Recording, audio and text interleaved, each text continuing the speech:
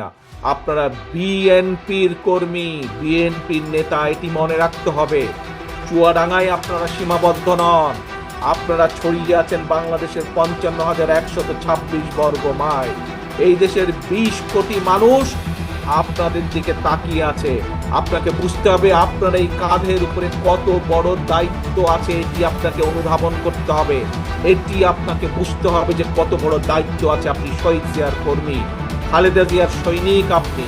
কাজে আপনাকে সেই অনুধাবন থেকে বুঝতে হবে যে কি দায়িত্ব, কি আচরণ করা উচিত এবং কি করা উচিত না।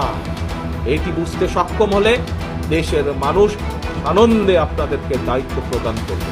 কাজেই আসুন আজকে আমরা প্রতিজ্ঞাবদ্ধ হই।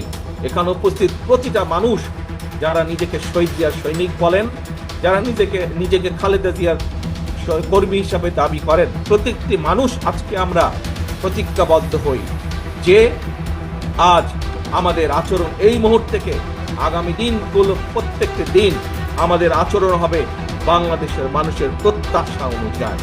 আমাদের আচরণ হবে আমরা যাতে ৩১ দফা যেটি জাতির সামনে হাজির করেছি, সেই ৩১ দফা আমরা পূরণ করার জন্য যা যা করা উচিত আমাদের, আমরা সেই মোতাবেক নিজেদেরকে তৈরি করব।